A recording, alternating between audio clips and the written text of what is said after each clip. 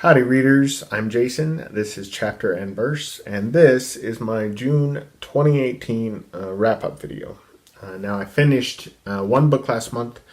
I saw one new film in the theater. Before I get to chatting with you guys about those, I wanted to let you know that my wife Kelly has started her own booktube channel, and it is called Books I'm Not Reading. I will link to it in the description box below.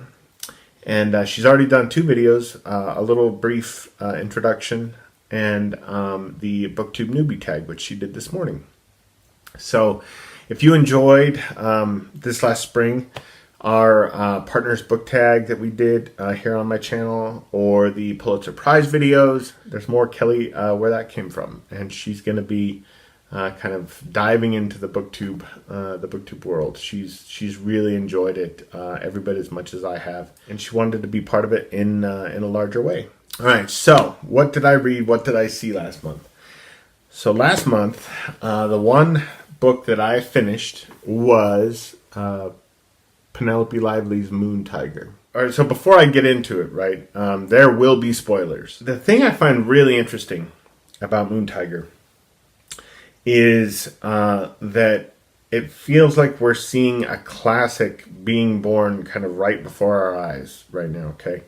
So this won the Booker Prize, I think back in 1987, somewhere around there. When it won the Booker Prize, and immediately thereafter, indeed for like a decade or a decade and a half, 2 decades after, it was kind of regarded as a kind of middle brow choice for the Booker Prize. But here in the last 5 or 10 years, I want to say, and maybe I'm wrong, but I want to say it kind of started when the Guardian Book Club chose Moon Tiger as its selection one month, and it seemed like everybody who read it, including the moderator Sam Jordison, kind of went apeshit for it. I mean, really loved it. So a book that got some accolades when it was first published, but then kind of just flew under the radar, disappeared for years and years and years, and is now being appreciated in a new way, and to a degree that nothing in its history maybe could have anticipated. It's a Penguin Modern Classic now in Britain. Right now, it's a finalist for the Golden Booker Prize, right? So they're doing the 50th anniversary of the Booker Prize right now.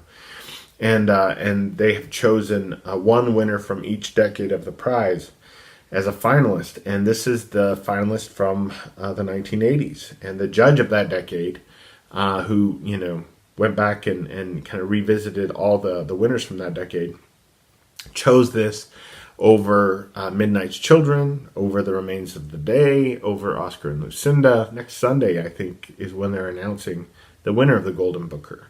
The vote was open to the public. I voted for Wolf Hall. The only other novel I can remember in my own adult lifetime this happening to, this phenomenon of seeing a book that had kind of been languishing in obscurity, just rising like a phoenix somehow, and being appreciated on just a vastly kind of larger scale, is Stoner by John Williams, which I prefer to this. I actually think Stoner's a much better book than Moon Tiger. But anyway, so what I liked about Moon Tiger, I loved how philosophical it was.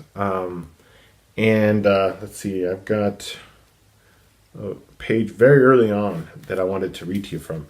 So the philosophical depth of the book, and also just the richness of the prose itself, I thought was just exquisite. This is from pages 8 and 9, and just listen to this. I mean, this is really pretty extraordinary writing, and there's tons of writing of this caliber throughout. I shall use many voices in this history. Not for me the cool, level tone of dispassionate narration. Perhaps I should write like the scribes of the Anglo-Saxon Chronicle, saying in the same breath that an archbishop passed away, a synod was held, and fiery dragons were seen flying in the air. Why not, after all? Beliefs are relative. Our connection with reality is always tenuous.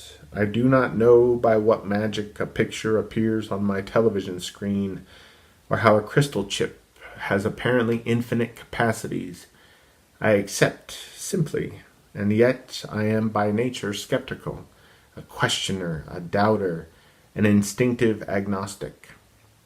In the frozen stone of the cathedrals of Europe there coexist the apostles, Christ and Mary, lambs, fish, griffins, dragons, sea serpents, and the faces of men with leaves for hair. I approve of that liberality of mind. Children are infinitely credulous. My Lisa was a dull child, but even so she came up with things that pleased and startled me. Are there dragons? She asked. I said that there were not. Have there ever been? I said all the evidence was to the contrary. But if there is a word, dragon, she said, then once there must have been dragons. Precisely. The power of language, preserving the ephemeral, giving form to dreams, permanence to sparks of sunlight. Now that is gorgeous, gorgeous writing. And just sentence by sentence. And the ideas being explored are super complex. And the book is just full of writing like that. It's just absolutely chock full of it. So that's one of the things that I loved about this. I also love the middle section of the book. Okay, the main character's name is Claudia. In the middle section of the book, 2 or 3 chapters worth, details a love affair that she had with a tank commander in and around Cairo during World War II. Okay, his name was Tom Southern. And those chapters of the book feel so much cut from the same cloth as The English Patient that the novels kind of feel twinned in my mind now, right? They feel like cousins. And now The English Patient was published about 5 years after Moon Tiger, but I would be stunned to find out that Michael Ondaatje had not read Moon Tiger going into the writing of The English Patient. I would be stunned to find that out. That can't be true. He had to have been influenced by Moon Tiger. The novels feel so similar, and not like carbon copies of each other, not like plagiarized ideas or anything like that. They just feel distilled from the same heart, really, from the same spirit. And I mean, they're just, the middle section of this book and the entirety of The English Patient are so lovely. And as I was reading about Claudia and Tom Southern walking around Cairo, seeing their kind of romance unfold, man, I felt like I wouldn't have been surprised to see Almashi and Catherine Clifton from The English Patient stroll onto the page, just even in passing. I love this idea that novels that are about the same place, characters in the same place at the same time, that they have some overlap, right? That they are, that the characters of each book are inhabiting the same world and could crop up somehow in books by other writers. I love thinking about literature as a kind of universe in which books can cross-pollinate, and Moon Tiger and The English Patient are totally in cross-pollination mode. Interestingly, The English Patient is one of the 5 finalists for the Golden Booker right now as well. So, yeah, maybe they'll cancel each other out. Wolf Hall can sneak through. We'll see. So the last thing I really loved about Moon Tiger was how ambitious it was, in the sense that it really seeks to take human stories and situate them in kind of, much larger geologic, historical, and even kind of cosmic contexts. In this book, the quotidian, right? So the day-to-day existence of a person is somehow no less worthy of attention than the geologic record, right? Than the grand scope of history. It reminded me a lot in that way of one of my favorite films of all time, Terrence Malick's The Tree of Life, which does that same thing. It gives us a small, intimate family story, and it sets it against the backdrop of the birth of the universe, literally. And Moon Tiger is ambitious in that same way, right? Giving us the mundane, the everyday, and reminding us that it is part and parcel of the grandeur of the universe and the historical record.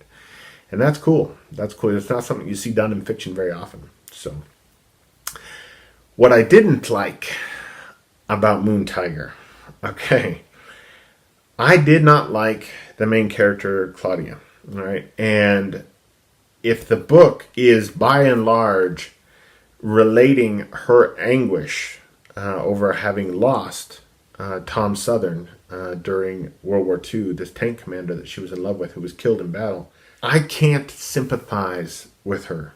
And the reason why I can't sympathize with her is, okay, so there are 3 primary romantic relationships that she has in her life. Right? So her relationship with a man named Jasper, with whom she has a child, Lisa, who I mentioned before. Her relationship with Tom Southern during the war in Cairo. And, drumroll, her romance with her brother. She, in her 20s, embarks on a 1 or 2 year long incestuous, just a tempestuous, incestuous love affair with her brother Gordon.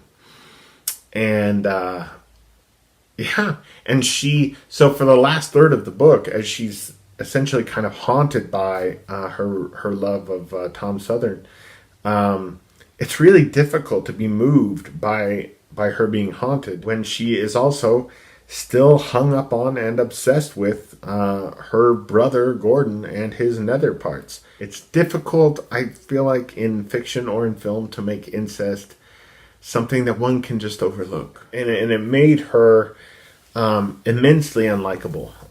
And not just that she was, doing the nasty with her brother, but also the fact that she feels such tremendous contempt and scorn for her brother's wife. And I'm like, it's his wife, okay? It's his wife. He is lawfully married to this woman, Sylvia.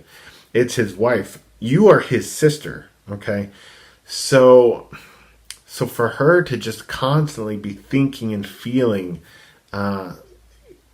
this really just nasty contempt for this woman, God Almighty, it made her unlikable, and it was tough for me to finish the book actually in that final third.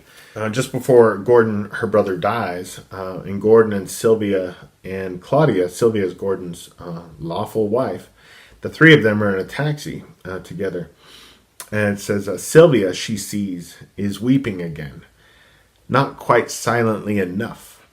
If you don't stop that, thinks Claudia, I may simply push you out of this taxi. And that just it makes it easy to hate Claudia as a character. And the book, I don't think the book wants us to hate Claudia, but I just did. The more of the novel I read, the more I disliked the main character. Conflicted feelings about Moon Tiger. So the last thing I briefly wanted to talk to you about is Hereditary. It's a new horror film in theaters right now starring Toni Collette. A couple things about it. Toni Collette is better in this than I've ever seen her in anything, and that's really saying something.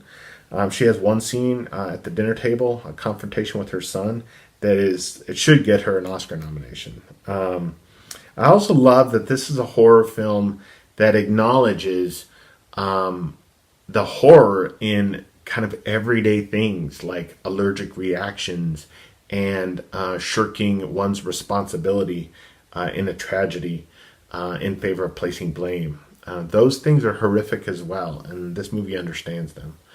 And then the last thing, you could take naked, elderly, chanting men and women and position them in a circle, and it would turn anything into a horror film. You could take an episode of The Joy of Painting with Bob Ross or Mr. Rogers' Neighborhood, and if you put a circle of naked, chanting, elderly men and women in the frame, all of a sudden it's terrifying. So see Hereditary if you haven't yet. But that's my wrap up. I'll be seeing you guys soon enough. Until then, adios.